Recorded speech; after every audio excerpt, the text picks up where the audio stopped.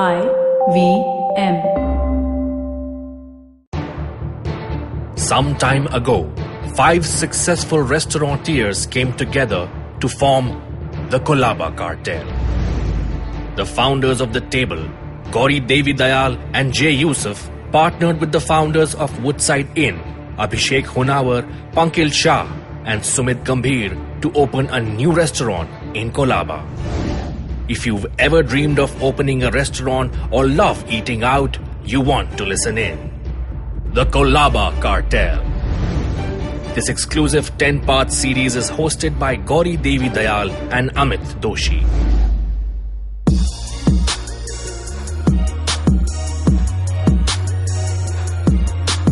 Hey, welcome to the 5th episode of Colaba Cartel. We're going to be talking about food today. Along with Gauri, I'm joined by Abhishek, Jay, and Chef Bomra, who is the consulting chef for the restaurant. Gauri, what do you think we want to talk to him about today? Well, just how he became a part of the Misty team and, the philosophy behind his food and what he thinks of people who ask him to change his dishes for them. Awesome. And just for those of you who don't know, Chef Bomra runs the legendary restaurant in Goa called Bomra's. And this is one of the most exciting places that exists in the country. And we're really looking forward to seeing how Misty pans out with him. And let's take you on to the conversation. So, Gauri, I want to introduce Chef Bawmra first to everybody who's listening to us a little bit, right? So, Chef Bawmra is the chef at the legendary Bomra's restaurant in Goa, which opened in 2004. Before that, he spent some time in London, and today he is going to be the consulting chef for Misty. And I think that that's a really interesting and exciting kind of this. So, Chef, I kind of just wanted to ask you if you could tell us a little bit about yourself and, how you got to where you are right now at this point. Which bit of myself you want to hear? Clean stuff. Yeah, exactly. Yeah, we want to hear the family-friendly stuff. You ask me, I'll tell you. Okay. What's your background like? Where did you first get into cooking? Well, in London, actually. And I tried to study computing, and I was into programming and all of that. And I was so bad at it, so I had to quit. And the only thing that I could do is take up a job in the kitchen. Mm-hmm. And, that's not true, actually. I did all sorts of things in between, and I started cooking. Always love cooking, eating more than cooking. So being in London, you kind of miss, home kind of food. So I started cooking a lot, and that's how I got started. So for yourself, basically, you were missing the kinds of foods that you like to eat, and you thought that's the way to kind of. It wasn't the idea behind it was for yourself, right? That's where you started from. Yeah, I guess so. Oh wow, okay, that's really interesting. So okay, let me ask you some stuff about how we think about restaurants just generally, and I think everybody can kind of jump in on this question a little bit. When you conceptualize the restaurants, or when you conceptualize a restaurant, right, you come up with the type of cuisine that you're going to create. Now, how do you move from doing the cuisine concept, conceptually thinking about what the cuisine is going to be, to actually figuring out what are the items that are going to be on the menu? So, Gauri, let me ask you first, right? I mean, when you guys conceptualized Misty, you thought of a certain kind of food that you wanted to make over there, right? How did you kind of move from the kind of food that you wanted to make into deciding what are the actual items that are going to go on the menu? What was the process that led to that? So, I think first, for us, the most important thing is deciding the food, the cuisine rather. And that's sort of also driven a little bit by what else is available, as, what you enjoy eating, where you think there might be a gap that could be filled. And then, you look for the right team to sort of do that. And as you mentioned, Chef Baum had done the fantastic dinner at Mag Street last year, and that was sort of one of my sort of top 3 meals that I'd had there. And it really stuck with me for a while, and with Jay too. And it was sort of, we were like, we've got to make it happen somehow. And, and his food isn't obviously available in Bombay anywhere. And people love his restaurant in Goa. And so it seemed a bit of a no-brainer. And also in, what we were trying to do, it sort of, like I said, it's not really available anywhere else, and you want to bring a new experience to Bombay. And so I think that's the thing, we did that even with the table when we felt that wasn't sort of an experience that was available, that kind of cuisine wasn't available in the city at the time. And I think that's the thing. But most importantly, it has to be something that you enjoy eating, because you're going to be spending a lot of time there. You have to be able to sell your restaurant to people who've never been there. Right. And you can't really do that if you don't feel the love for that kind of food. But in terms of actually putting the menu together, obviously that's something that's then done with the chef. But there's a lot of things that go into thinking about the menu and, balancing it between vegetarian, non-vegetarian, the various sort of dietary restrictions that, we know of in the city. And just, I think that's it. But I think Jay maybe... Yeah. I think when we started Table and today now Miss T, uniqueness is what was important for us. Even with the table menu, we wanted to do something which is Bombay does not have or has not seen, the kind of cuisine. Then, like Gauri said, it is about what you like. So all the dishes at Table or at Miss T now, we are trying out. And what feels us good. And then we are doing this a soft opening, tasting with the friends. So it's all about how the people's perception for this dish. But those dishes only go on the menu as once we like it, or a group. In our case, there are 5 of us. And with Chef Baum and our own chefs that have been working with Baum for last 5-6 months, are making those decisions and creating those dishes are what is going on the menu. So, Chef Gauri mentioned the Mac Street Kitchen dinner that you did last year.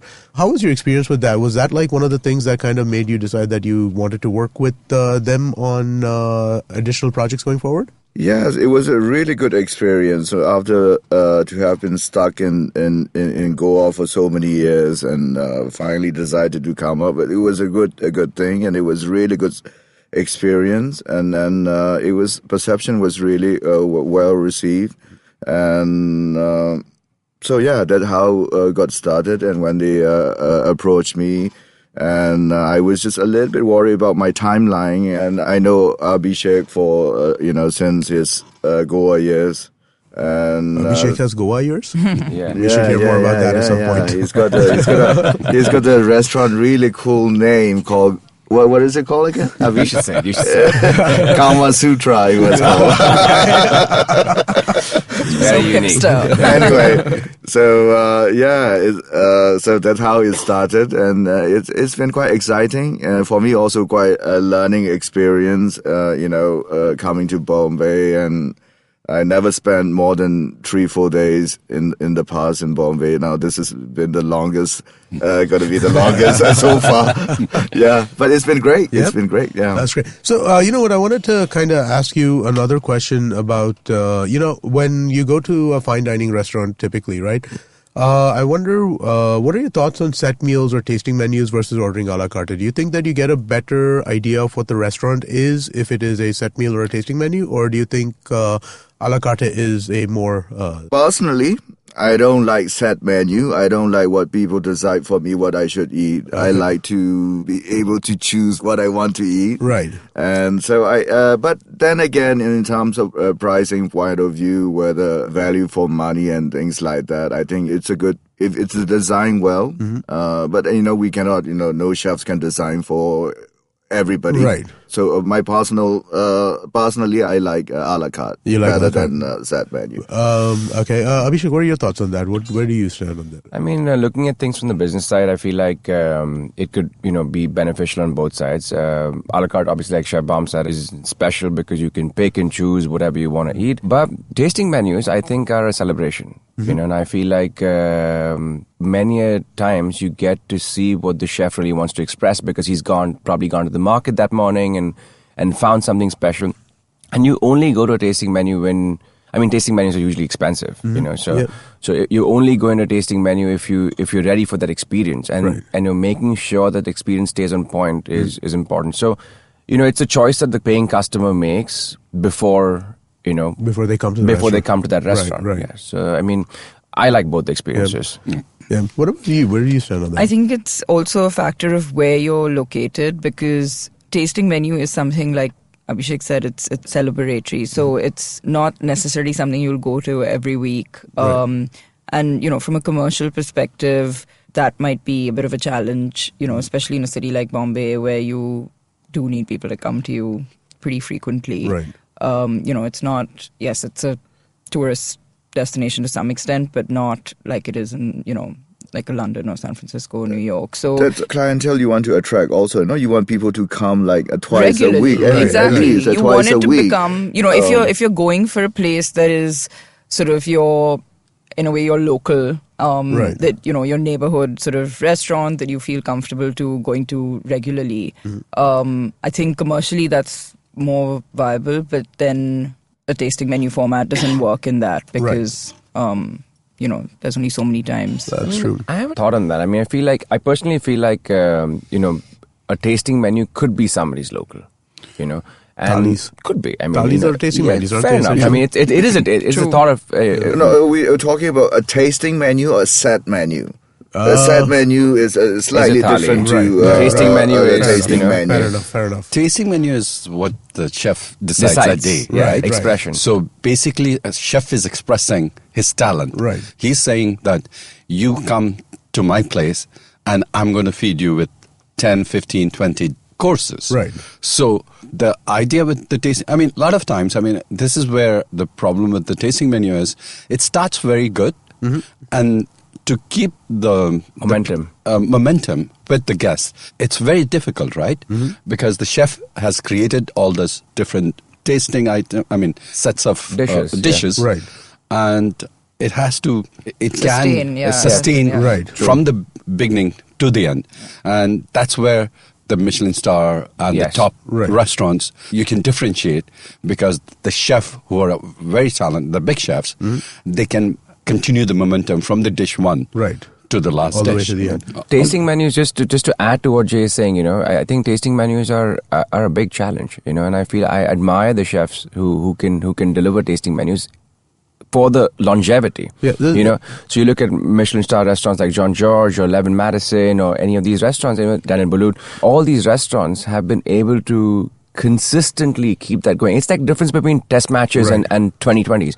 2020s is a power play, You come in, you throw your best and you get out, but test cricket is like sticking through the game. You got to consistently deliver that. So I feel like tasting menus are more like test matches. You got to consistently keep that moving. So when you're talking about sustainability, do you mean in terms of the entire course of the meal itself, or do you mean as in I'm sure ingredients issues come up over time, right? Especially with tasting menus when you're talking about stuff that is available at that point in time.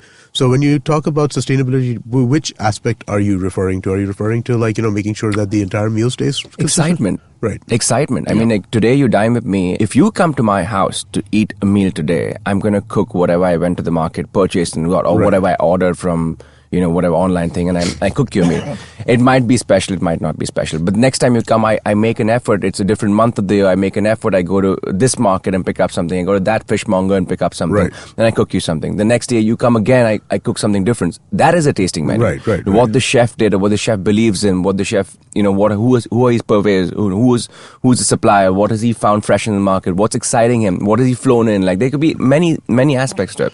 Right. And to expand this, a chef doing a tasting menu, commercially it could be very viable. Right. Because you fix, you have a bite-sized dish which has been created, and that dish is served to everyone. Right. And say, for example, sea bass. He gets a kilo of sea bass, and that kilo is spent, is sold or is served that night. So, and the question of a la carte, so you might have the quantity of the ingredients have to be a lot more because you don't know how all your guests are going to choose. But here, you're saying that, hey, this is the 10 course or this is 20 course. This is what you're going to get, other than, dietary restrictions and all. Right. But basically, the chef is deciding what you guys are going to have Interesting. on the tasting menu. Jay's mentioning ingredients, right? So I kind of want to ask you a little bit about when you're designing your menu, how important is availability of the ingredients and regularity of that availability, right? I assume that it's an important thing, but can you just kind of give us some... It is very important. You kind of try to design and create a menu by looking at the sustainability of the produce and availability of the produce, kind of you design it, that things that you can get all year round, and then seasonal things that we're going to introduce for.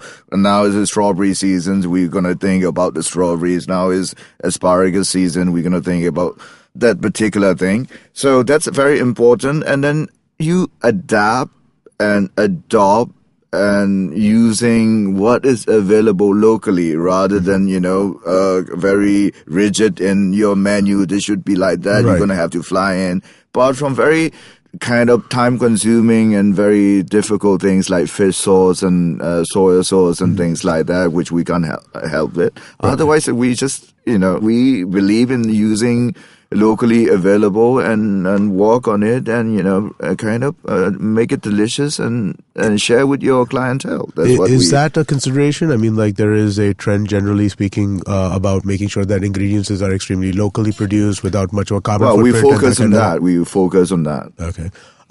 Do you finalize the vendors or do you leave that to the business guys over here? Well, we have 3-4 chefs, and they've been using the suppliers they have, and so yeah. There are always unique items that that have to be identified, right. And you got to find a source for it, which obviously Bomb has helped us out with many items like that, and I think that when you're a chef, you automatically have a supplier base, right?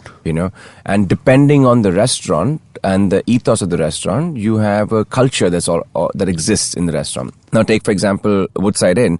When we opened Woodside Inn, we were in a phase where it was all imported. Cheese was imported. Meats were imported, everything was imported. And then we kind of got fed up of that import stuff, and we did the pantry, which was fresh, local, organic, seasonal. We cooked purely on the basis of what was available, and even for that matter, the table. I mean, I think they have really taken a step ahead and said that, guys, we're going to cook literally with the season and cook with availability. Yeah. But that doesn't mean that if you have a favorite dish on the menu, you will not find it all year round, because it's, you could find it, right. But if it's really that seasonal, hey, you're not going to get it. It's a special dish, come when it's available. And I think it's a matter of how you present, your thought process. So coming back to the suppliers, I think every chef, comes with a supplier base, but depending on the ethos of the restaurant, they kind of be able to develop that. Yeah, we focus on locally available ingredients first. Okay. And then, we kind of evolve from that, whatever we want to do. But, we have a luxury of getting everything here in Bombay. In Goa, Bomras, we don't have that at all. We have to use what we have. But that's another thing. Then, people expect much. Maybe people expectations are much different in, a city like Bombay. In Goa, kind of people know that, this is the thing that you get in Goa. Right. You don't expect more. So, I think it's a luxury here. So you get more or less quite everything here. But I think that it's really interesting that in the last 8 years, I've seen people, I think in the beginning of when we opened the restaurant, people weren't used to a frequently changing menu or items coming on and off a menu. But I think people are because you have those favorites. I mean, at the end of the day, when you keep going back to a restaurant, it's because you're probably craving something that you've had. Right. And the most disappointing thing is when you go there craving something and then you're told it's not available. And, I know that feeling. But I think it's finding that balance between, letting people understand that it's best when you're serving fresh ingredients, which are seasonal, and that you want to continue to excite people and, surprise people with new things on the menu. But then at the same time, there are favorites that, you just can't take off, because that is what people crave and keep coming back to you for. So you kind of have to find that balance. And I think people are understanding that a bit more now about restaurants in Bombay, which, can take things off without. I think just to add to what he was saying, Chef Bomb was saying before, I think there's a level of excitement in not having certain things, and the fact that you have to adapt and adopt, like Chef said, to deliver that same experience, to deliver that same craveable dish. Right. That's the exciting part of the business. And I think today, in the West, people are very aware of these things. But today, I feel like in Bombay, people are getting more aware of that. And not the West, actually. Lately, I've seen that movement. I mean, correct me on this. In London and Paris, there's a big restaurant movement that's happened over the last 3 to 5 years. Younger chefs are coming back. They're cooking with the season, and that they're creating the excitement, Right. So that I feel like is happening here also. That's interesting. I think that might be like from a purely commercial perspective also it's interesting, right? Because what happens is that if I'm a regular at the table, which I'm not and I should be, but if I were a regular at the table and I know that they're changing the menus every so often, then I think that that's something that would lead me there over and over again to try the new stuff that they're making. Well, we have both kinds of guests. We have guests who want the same thing for the last 5 years. And Walnut then there tart are and people, cinnamon ice cream. Yeah. I have friends who go there just for that. People are not very adventurous. There are people who are adventurous when it comes to food, that don't try new things.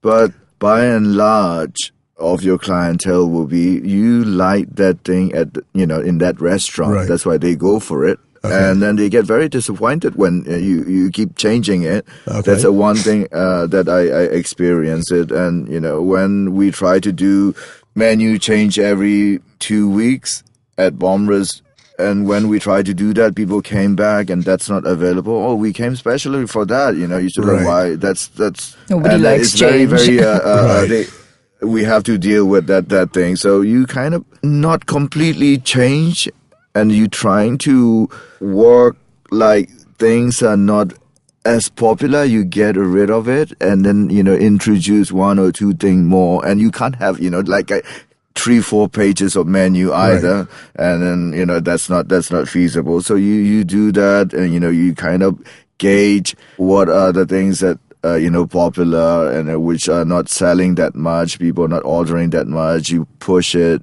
and then try to introduce, and if they like it, and then selling, it is you have to kind of, it's a balancing act. Balance. A lot of times, at table, the experience that we have, our chefs, what we do is, say there is a salmon dish on the menu, Norwegian salmon, that's important, but that dish is done in one way, and after like a month, the chef will decide, let me do it differently. Right. So, but we have not taken away the dish, but it has been recreated in a different sauce or different sides, things like that. So you play around. It's all up to how the chef looks like. I'd like to get into that more in the second half, but I want to ask one last question before we take a quick break, right? The menu itself, right? When you are designing the menu itself, is there a kind of, do you try and tell a story with that menu? Does it matter where things are placed in order? are you trying to lead people into a particular idea, or is it essentially just a list of items? No, it has to be. It's a well thought out menu. You start with your favorite dishes, right, and then you'll take some chances of where some of the dishes you might think are very exciting. Okay. And it's all about the chef plates around the dishes and the team with the chef. Basically, we started with what we like, and then we share among ourselves a lot of trial and errors and fixing it. And then finally, we put it on the menu. We all happy, and then we trial it with the potential clientele, customers also, and then we put finally that is gonna be on the menu. Basically. But I think if you're asking about how you sort of direct people to choosing, what they're going to eat, yes, you do sort of, you are going to sort of curate that by, when you start with salads, because that's what you want people to try first. And, then whether you want people to be sharing, whether you want them to be ordering their own, how you sort of design and present a menu definitely dictates how people are going to order. And, it's also about finding that balance of, vegetarian, but then also in the meats, having enough seafood, having enough sort of poultry, having enough, red meat, and recognizing that everyone has different sort of dietary preferences these days. And so you want to have a large enough selection, but also so we kind of balance. We're trying to accommodate all, from Jains to vegan to vegetarian to carnivores to we try to kind of design in such a way that we can accommodate nobody should feel at the end of the day that there wasn't enough food for me to choose from. And I think what the chefs will start with is what is available and what is the high quality which is available. Right. And they take those ingredients and create the dishes according to the top availability. Okay. And those are the things which will go on the menu. And at the end of the day, what the dish turns out to be is what you like. I mean, if you like that dish, and we make sure that's on the menu, and we share that experience that we have enjoyed that dish, and we try to see if the guest has the same response. Yeah, I mean, there are different ways of looking at these things. Just to kind of sum up this thought.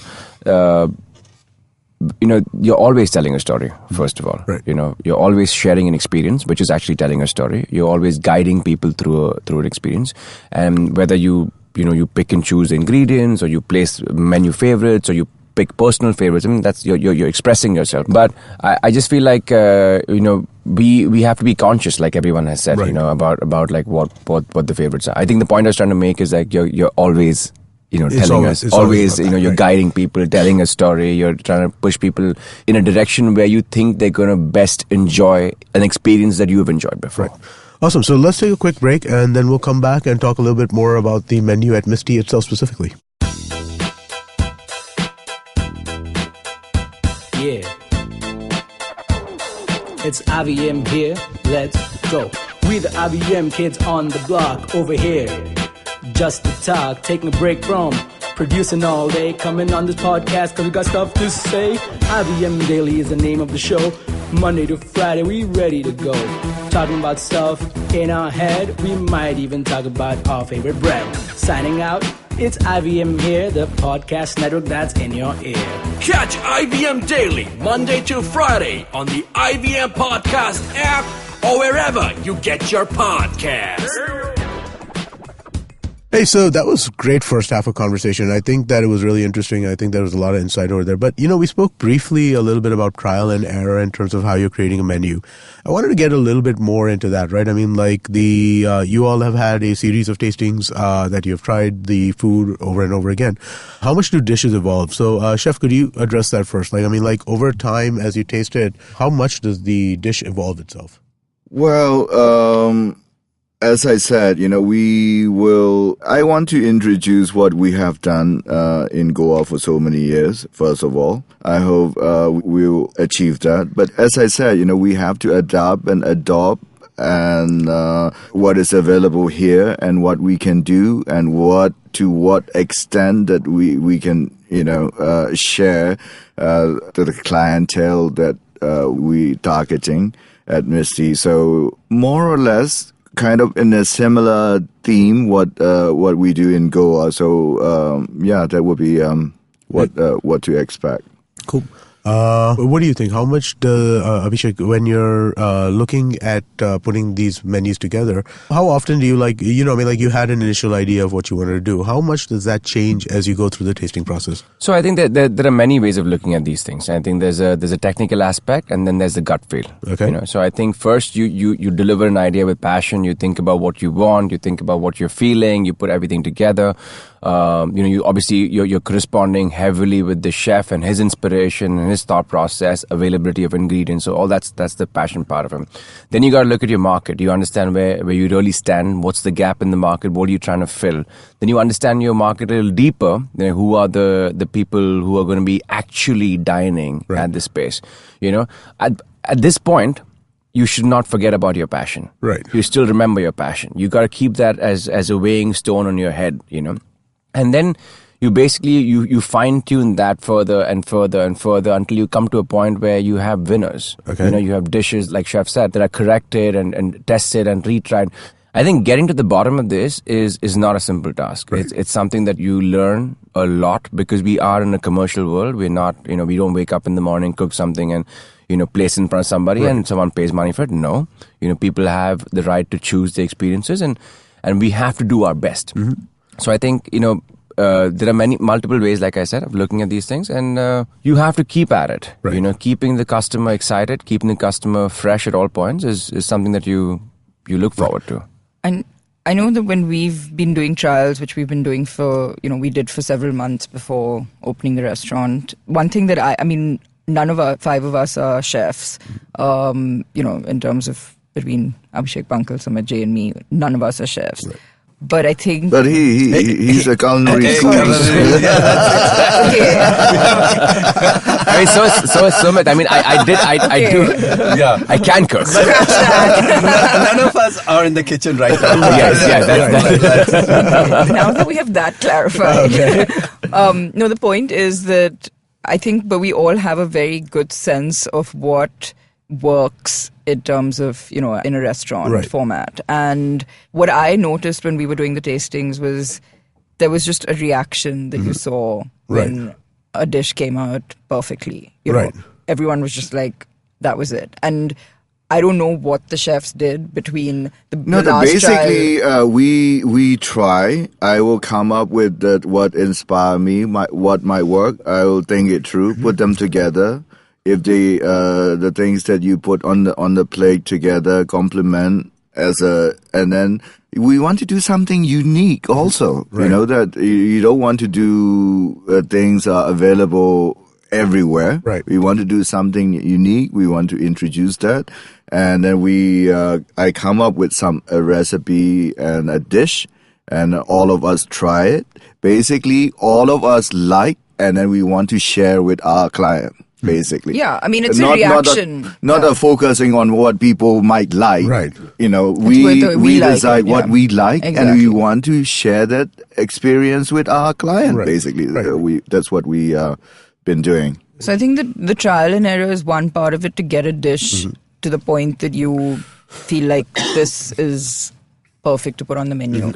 But I think the next step after that is to continue to keep doing those trials to ensure that you do it consistently. Right. Because that's the basis of the longevity of a restaurant, is to sustain those flavors because that and chef quality. has passed on that dish to the team. Right. And the team is recreating it. Right. So the chef and rest of the team, we are on the dish to make sure that executing it consistently. What we tasted the first day is being executed every day and day on and on.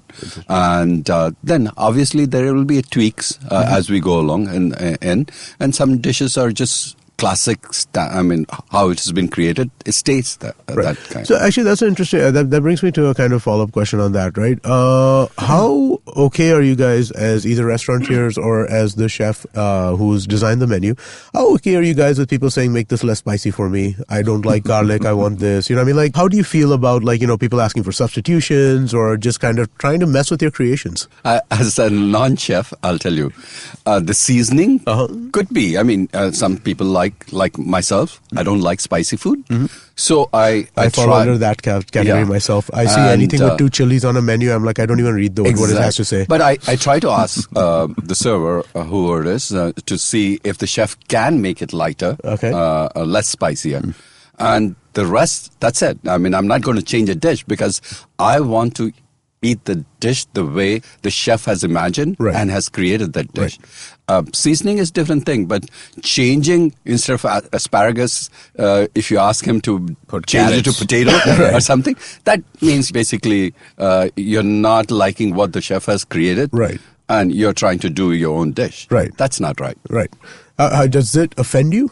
Well, as I said, we want to share with our client what we do and what we, so if you kind of, to some extent, we will try to accommodate in terms of dietary restrictions, and they might have allergies, they might have something, which we are willing to accommodate that. But instead of, as Jay said, instead of asparagus, potato is not going to happen. I think diners need to also understand that a dish isn't just thrown together, as Abhishek said. It's something that's been thought through, it's been composed, and to just switch out ingredients doesn't necessarily, always work, because it's not about just an individual ingredient. It's how a dish works completely. And people need to understand why those ingredients have been put together in that way, whether it's for texture, whether it's for flavor, whether it's for color. Every ingredient has a purpose on that plate, and I think people need to sort of respect. As a non-chef, you describe it, you better. I think these are very, very valid points, and I'm not going to this might sound wrong, but we're not trying to say that the market is immature or we're immature. I think we are all going through an evolution process, whether it's the restaurateurs or whether it's the diners. I feel like everyone's going through a process of change. However, the amazing part about this is that there is a lot of gimmicky, things going on in the market, which is you try to hit like a commercial winner all the time, and that is not okay. Like, yes, that's an important part of the entire plan, but that has to be an aspect of it. It can be the driving force behind why you pick things. Exactly, and hopefully the hopeful part is that with this process and the driving prices of real estate and manpower and all these things, there will be the more detailed experiences that you could enjoy, whether it's cuisine oriented, whether it's service oriented, whether it's food oriented or specific dish oriented, right? And that's the exciting part. And I think any dish, the food is both cooking, there is a science and arts involved in it. Right. The presentation aspect of it, the taste, like Gauri was saying, all the ingredients coming together, there are a lot of science there. So, I mean, it's a creation of the dish. Right. I mean, there's a lot of elements goes into the creation. That kind of brings an interesting question to my head when you're saying that there are many different aspects that come into. Are there things that you guys want to kind of, during the course of designing a menu, are there dishes that you might abandon because it takes too long to prepare, or there might be reasons like that? Does that happen? Absolutely. Talent, the team, the kitchen.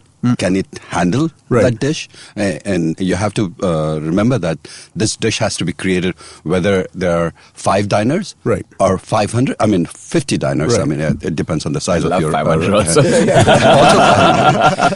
Depend your size. Nice, yeah. So it's not like that dish has to be created regardless of how many diners are there. So basically, we, from the dishes from a customer ordered, and coming out of the kitchen, I believe it shouldn't be longer than 15 to 20 minutes. Right. So that time constraint that we have nobody wants to wait longer than half an hour. Half an hour is the timeline. So you kind of design, and then your whatever prep ready, because we want to cook everything fresh. We don't warm up. We're not going to do that. So we design accordingly. And so it is all professional chefs working. So much more efficient and much more better than what you would get in a home cook. But we abandon some of the things are taking too long. Some things too complicated. Can you give me an example, just so so people can understand, like, what is the kind of thing that a restaurant would not make because of the prep work involved, or because of the ingredients inconsistencies, or whatever that means? I mean, some example that you've experienced. We can keep specials. For example, if we want to do slow roast pork or chicken, that's going to take, then there might be a way that we're going to have to figure out that if to accommodate that, you're going to have to wait time. That's going to take time. Right. You're okay with that? Right. Most, by and large, people come to the restaurant are not going to wait for an hour for your dish. Or you pre-order it, and then we will do so. Right. Okay. All right. So you will be doing specials at Misty, like the slow roast. There will be a lot of specials. The entire menu. So we're gonna do slow roast, suckling pig. Okay. We might introduce. And not only Bomb is working with a very talented team of chefs. We have Devesh from Magazine Street. We have John from Table. Okay. We have Nikhil from Misty. So with great talent, Bomb himself. A lot of specials. And there are a very talented team that he has. He has created quite a interesting menu. Special menu, I can say. All right, that's cool. We should look forward to that. But okay, now before we wrap up, a question I want to ask every one of you, and I'm sure that this is something that everybody who is listening is going to want to find out. When we come to Misty, what should we eat? Tell us, what is the item on the menu? As a vegetarian, as a vegan, or as a Jain, or as a what would you? That's an interesting question. Let's assume you can eat anything on the menu. What is the thing that you say that if I come to Misty, what should I make sure that I get? My thing is entire menu. There's not one dish which is not going to be. No, the plan is, Bam and the team, every day we're discussing that what will go on the menu. Right. The final decision, that everyone will agree with that, is the decision, the top dishes. Right. Which has been tested. Not only Bam had Bawmra for last 14 years, then he has his dishes are all tested and successful dishes, and plus the new dishes that we have created are also as par as the dishes that were being tested for last 14 years. Okay, but none of you are answering my question right now. I second Jay, actually, the entire menu, and I totally second him. I think we have a very talented group of people, and especially Bam, who's been a personal friend for so many years. And, we eaten his food and we believe in it. Right. And what we are presenting finally is gone through blood, sweat and tears. Okay. All right. So, I just second him. Go ahead. No, I'll tell you, for me, the sign of a great menu is when you can't choose one thing. Exactly.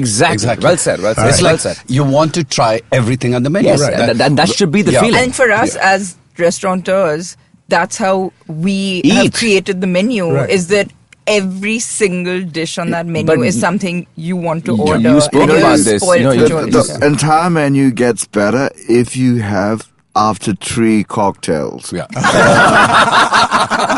Then you're gonna. Yeah. That solves the problem. And we have that. We have a fantastic cocktail bar. And Yes, I know. We did we're going to an episode make of sure we're going to cocktails. fuel you guys with great cocktails. Think about this. We have a normal menu in Bombay, like table. We have like 40, 45 dishes, and which is equally divided between vegetarian and non-veg. Because South Bombay, especially, you need to have the diners are 2 diners equally. It's not like one or the other.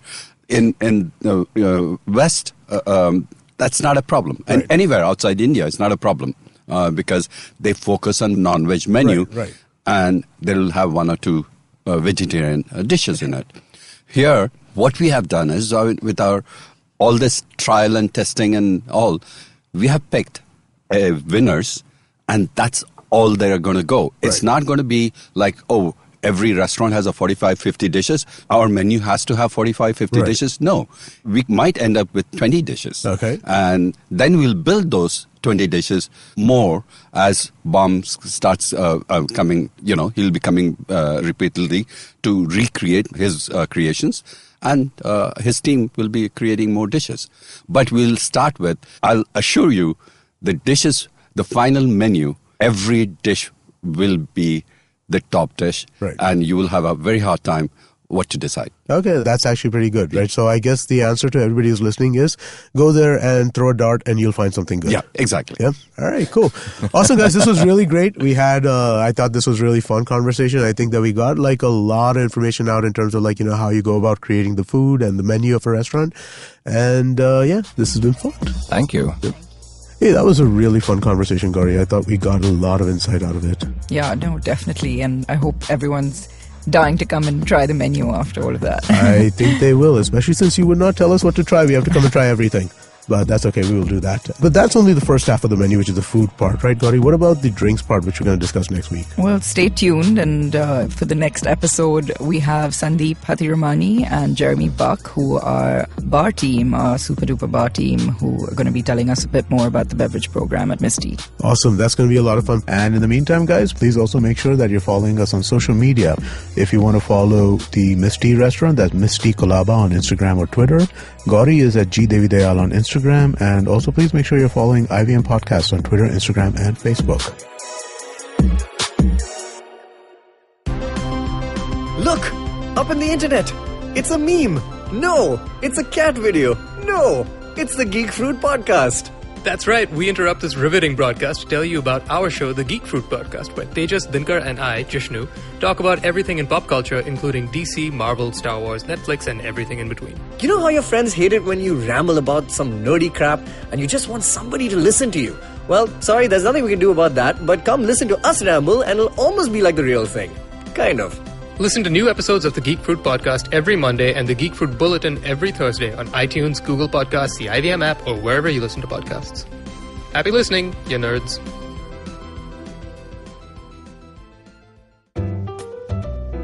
Give me a word. या कोई भी line. कुछ भी हो सकता है यार. क्या कहा आपने? टोपी. Okay. Mohan Joshi hated wearing topis. He felt suffocated in them. टोपी पहनते ही उसे स्कूल की याद आती थी. Where of course he had no choice but to wear a टोपी. But जिस दिन पास आउट हुआ, उसी दिन उसने अपनी टोपी का bonfire बना दिया.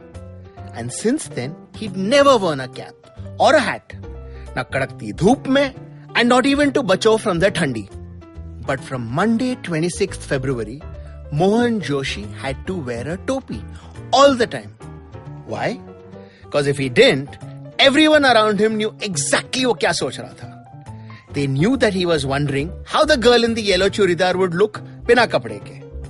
They knew when he was calling the boss a सड़ेला टमाटर. They knew everything. पर ये सब हुआ कैसे?